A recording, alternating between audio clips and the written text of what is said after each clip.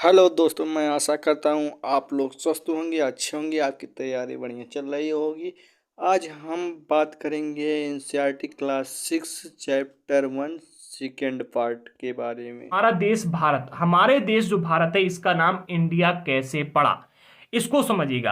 आज हम अपने देश को इंडिया या फिर भारत इन दोनों नाम से बुलाते हैं, ठीक है। लेकिन जो इंडिया शब्द है, इस शब्द की उत्पत्ति हुई है इंडस शब्द से। किससे हुई है? इंडस शब्द से हुई है।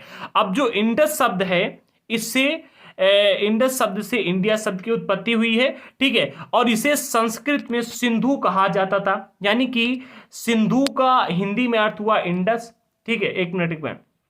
इंडिया शब्द की उत्पत्ति हुई है इंडस से, ठीक है। और इंडस शब्द से हुई है, और इंडस शब्द से हुई है जिसे संस्कृत में सिंधु कहा जाता है। यानी कि इनडायरेक्टली अगर आप देखोगे तो हमारे भारत देश का नाम सिंधु है, ठीक है, इनडायरेक्टली। लेकिन डायरेक्टली अगर आप कहोगे तो इंडिया हो गया, क्योंकि देखिए इंडिया शब्द की उत्पत्ति हुई है इंडस से, और ठीक है। और इंडस शब्द जो है इसे संस्कृत में सिंधु कहा जाता है, ठीक है। और आज से लगभग 2500 वर्ष पूर्व उत्तर पश्चिम की ओर से आने वाले कुछ ईरानी थे और कुछ यूनानी थे। कौन? ईरानियों और यूनानियों ने क्या किया था? सिंधु को हिंदोस कहा था, या फिर इंदोस, ठीक है, हिंदोस अथवा इंदोस, इन दोनों नाम से बुलाया था। और इस नदी के, जो सिंधु नदी थी, इस नदी के पूर्व में रहने वाले लोग जो थे, यानी कि हमारा भारत देश कुछ इस प्रकार से, ठीक है। ये आपका पूर्व वाला इलाका, ये आपकी यहां पर सिंधु नदी बहती है, ठीक है। तो सिंधु नदी के पूर्व में रहने वाले, यानी कि जो इधर तरफ लोग रहते थे, इन लोगों को पूर्व में स्थित प्रदेश को, ठीक है, इस नदी के पूर्व में स्थित प्रदेश को इंडिया कहा था। क्या कहा गया? इंडिया कहा गया था, ठीक है। तो याद कर लो हमारे देश का नाम कैसे पड़ा। हमारे देश का नाम आज इंडिया है। इंडिया शब्द की उत्पत्ति हुई है इंडस से, और इंडस शब्द को, इंडस शब्द जो कि इसे संस्कृत में सिंधु कहा जाता है, ठीक है। इंडस शब्द को संस्कृत में सिंधु कहा जाता है। और आज से लगभग 2500 वर्ष पूर्व उत्तर पश्चिम से कुछ, कौन? ईरानी और यूनानी, ठीक है, उत्तर पश्चिम यानी कि इधर और इधर से, ठीक है। एक मिनट, उत्तर वाला इलाका ये, पश्चिम वाला इलाका ये, ठीक है। हमारा भारत देश ऐसा हो गया। तो यहां से आने वाले लोगों ने, ये आपकी सिंधु नदी थी, सिंधु नदी के इधर में रहने वाले लोगों को क्या नाम दिया? इंडिया कहा, ठीक है। हिंदोस अथवा इंदोस शब्द मतलब, और इस एक मिनट, इधर वाले रहने वाले लोगों के लिए इंडिया से, ये जो भूमि प्रदेश था, यानी कि जो जगह थी लोगों के लिए, जो जगह थी, इससे प्रदेश के लिए इंडिया शब्द का उत्पत्ति, इंडिया शब्द का उपयोग किया था, ठीक है। और सिंधु नदी को हिंदोस और इंदोस नाम से बुलाया था इन लोगों ने, ठीक है। तो अब यहां पर आई थिंक कि आप समझ गए होंगे कि हमारे देश का नाम इंडिया कैसे पड़ा, ठीक है। तो ये जो ईरानी और यूनानी लोग थे, इन्होंने सिंधु नदी के पूर्व में रहने वाले जो व्यक्ति थे, पूर्व में जो प्रदेश था, जो जगह थी, इसको इंडिया कहा था, ठीक है। अगला पॉइंट मिलता है भारत। देखो भारत, ठीक है, भारत नाम का प्रयोग उत्तर पश्चिम में रहने वाले लोगों के एक समूह के लिए किया जाता था। भारत नाम का प्रयोग, ठीक है, जिससे हमारे देश का नाम भारत पड़ा है, ठीक है। तो भारत जो नाम है, भारत नाम का प्रयोग उत्तर पश्चिम में, यानी कि सिंधु नदी के साइड, यानी कि यहां पर, ठीक है। ये हम एक मैप में चलते हैं। देखो मैप में क्लियरली समझिएगा, ये आपका उत्तर वाला इलाका हो गया, ये आपका पूर्व वाला इलाका है, ठीक है, ये आपका पश्चिम वाला इलाका, और ये आपका दक्षिण वाला इलाका, ठीक है। तो कहा जा रहा है जो भारत नाम है, भारत नाम का उपयोग उत्तर पश्चिम में रहने वाले लोगों के लिए, यानी कि यहां पर, ठीक है, उत्तर पश्चिम में, आगे बढ़ते हैं, उत्तर पश्चिम से में रहने वाले लोगों के एक समूह के लिए किया जाता था कि भाई ये समूह भारत का है, ठीक है, ये भारत समूह है, ठीक है। इस समूह का उल्लेख संस्कृत की आरंभिक कृति जिसका नाम है ऋग्वेद, और ऋग्वेद की रचना आज से 3500 वर्ष पूर्व की गई थी, ठीक है। जो ये कालखंड दिया जा रहा है कि इसकी रचना 3500 वर्ष पूर्व की गई थी। सिंधु नदी के किनारे जो सभ्यताएं का विकास हुआ था, वो आज से लगभग 4700 वर्ष पूर्व हुआ था, ठीक है। गंगा नदी के किनारे जो सभ्यताओं का विकास हुआ था, वो आज से लगभग 2500 वर्ष पूर्व हुआ था। इन पॉइंटों को नोट करते चलना इंपॉर्टेंट है, ये डेट है, ठीक है। बाद में इसका प्रयोग हमारे देश के लिए होने लगा। भारत नाम का प्रयोग जो पहले होता था, ये उत्तर पश्चिम में रहने वाले लोगों के एक समूह के लिए पहले किया जाता, ठीक है। और इस समूह का उल्लेख संस्कृत की एक आरंभिक कृति है जिसका नाम है ऋग्वेद। ऋग्वेद ही सबसे पहला पुराना वेद है, ठीक है। इसी वेद के बाद में सभी वेदों की रचना की गई थी। तो ऋग्वेद में इसका उल्लेख आपको देखने को मिलता है, ठीक है। और इसके बाद में जो भारत नाम है, इसको आगे बढ़ा करके भारत का प्रयोग पूरे देश के लिए किया जाने लगा, ठीक है। आगे बढ़ते हैं। अब अगला पॉइंट मिलता है अतीत के बारे में हम कैसे जानें। देखो हम ये तो पढ़ चुके हैं कि भाई अतीत के बारे में हम क्या क्या जान सकते हैं। इसके बाद हमने ये भी जान लिया कि लोग कहाँ रहते थे। इसके बाद हमने ये भी जान लिया कि हमारे देश का नाम कैसे पड़ा। अब अगला पॉइंट मिलता है कि अतीत के बारे में हम जानकारी कैसे प्राप्त करें। तो अतीत के बारे में हम जानकारियां कई स्रोतों से प्राप्त कर सकते हैं, जिनमें सबसे पहला स्रोत मिलता है आपको पांडुलिपि और दूसरा स्रोत मिलता है अभिलेख। अब आप कहें कि पांडुलिपि किसे कहते हैं, तो पांडुलिपि जो होती है अतीत में हाथ से लिखी गई पुस्तकें होती हैं। ठीक है, हाथ से लिखी गई पुस्तकों को पांडुलिपि कहलाती हैं। ठीक है, अंग्रेजी में पांडुलिपि को मैन्यूस्क्रिप्ट शब्द का प्रयोग किया गया है। अंग्रेजी में अगर आप पांडुलिपि को अंग्रेजी में सर्च करेंगे तो अंग्रेजी में से कहा जाता है मैन्यूस्क्रिप्ट। ठीक है, जो लैटिन भाषा के शब्द जिसका नाम है मेनू। ठीक है, मेनू इसका मेनू से निकलता है और मेनू का अर्थ होता है हाथ। ठीक है, इसका अर्थ हुआ, और स्क्रिप्ट यानी कि लिखना, तो इसका अर्थ हो जाएगा हाथ से लिखा हुआ। ठीक है, मेनू इसका अर्थ हो गया हाथ। ठीक है, और अगर स्क्रिप्ट को इसमें जोड़ दोगे, स्क्रिप्ट का मतलब होता है लिखना, लिखा हुआ, तो इसका अर्थ हो जाकर के हाथ से लिखा हुआ। ठीक है, यानी कि हाथ से लिखी हुई पुस्तकें जिसको पांडुलिपि कहा जाता है। ठीक है, इसको इंग्लिश में कहा जाता है मैन्यूस्क्रिप्ट। ठीक है, ये पांडुलिपियां ताड़ के पत्तों को काटकर अथवा हिमालयी क्षेत्र में उगने वाले भुर्ज नामक पेड़ की छाल से विशेष तरीके से तैयार भोजपत्र पर लिखी जाती थी। अब आप कहोगे कि भाई कुछ समझ में नहीं आया, क्या हुआ? तो जो पांडुलिपियां हैं पहले ताड़ के पेड़ हुआ करते थे, आज भी होते हैं ताड़ के पेड़, या फिर भुर्ज के। ठीक है, भुर्ज के हिमालयी क्षेत्र में भुर्ज नामक एक पेड़ था, तो जो पेड़ हुआ करते थे, पेड़ की छाल जो होती थी, ठीक है, यानी कि ऊपर की एक परत निकाल ली जाती थी पूरे पेज टाइप में। ठीक है, और ये लकड़ी की होती थी, इसी पर लिखा जाता था। ठीक है, इसे भोजपत्र कहा जाता है। ठीक है, भोजपत्र तैयार किया जाता और भोजपत्र पर लिखने के बाद में इसे पांडुलिपि नाम दिया जाता।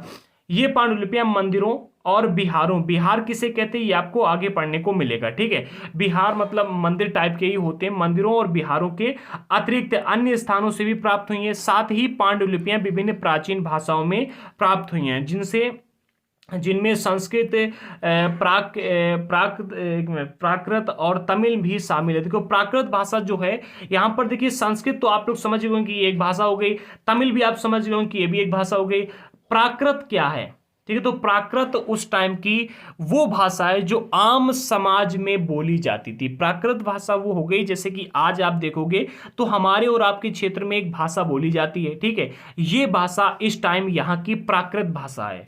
ठीक है, कौन सी भाषा है? प्राकृत भाषा है। ठीक है, तो प्राकृत भाषा उसी को कहते हैं, प्राकृत भाषा जो उस टाइम वहां पर बोली जाती है। ठीक है, तो प्राकृत भाषा तमिल और संस्कृत में हमको पांडुलिपियां लिखी हुई देखने को मिलती हैं अधिकतर। ठीक है, ये एक पांडुलिपि आपके सामने पेश की गई, आप इसको देख सकते हैं, ये पांडुलिपि है।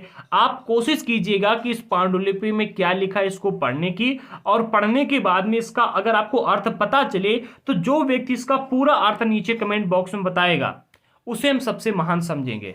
और वैसे बता भी दोगे तो हम कौन सा जान पाएंगे, क्योंकि हमें तो इसका अर्थ पता नहीं है। इतना पता है, देखो बा बना है, ये पता नहीं भाई क्या लिखा, मैं तो पढ़ भी नहीं पा रहा हूँ। ठीक है, कोशिश करो, ये माँ बना है, ठीक है, ये या है, माँ है, ना है, सा है, ग्रा है। ठीक है, ता पा तम नी वा या सा। देखिए इसको पढ़ने की कोशिश अगर की जाए तो पढ़ तो सकते हैं, बट थोड़ा सा कठिन होगा इसको पढ़ना। अब हम बात कर लेते हैं अभिलेख की। देखो आपको ये तो पता चल गया कि पांडुलिपि किसे कहते हैं, अब अभिलेख किसे कहते हैं ये भी समझिएगा। देखो अतीत के बारे में हम अभिलेखों से भी काफी जानकारियां प्राप्त कर सकते हैं। आज से लगभग 2500 वर्ष पूर्व, यानी कि 2250 वर्ष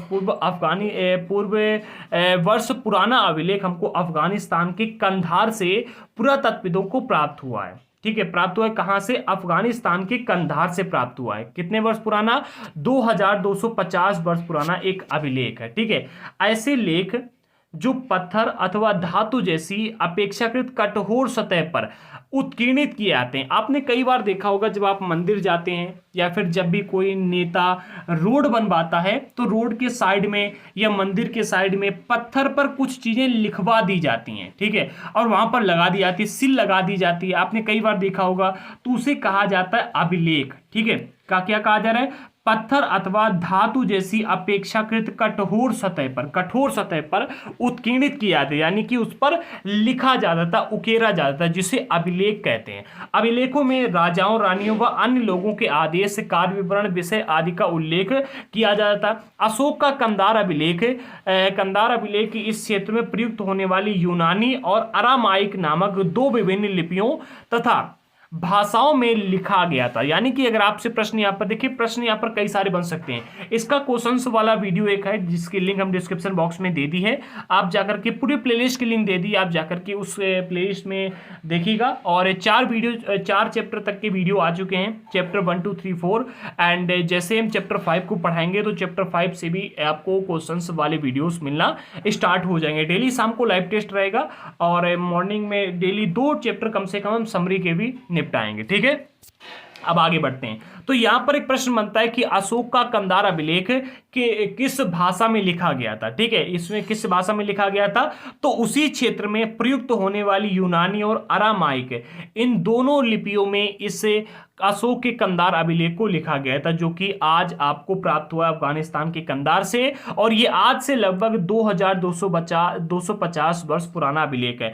यहां पर एक और बात आपको याद रखना होगा कि अशोक एक ऐसा पहला शासक था, ठीक है, जिसने अभिलेखों के माध्यम से जनता तक अपनी बात को पहुंचाया। ठीक है, अगला पॉइंट मिलता है, इसके अतिरिक्त अन्य कई वस्तुएं अतीत में बनी और प्रयोग में लाई जाती थीं।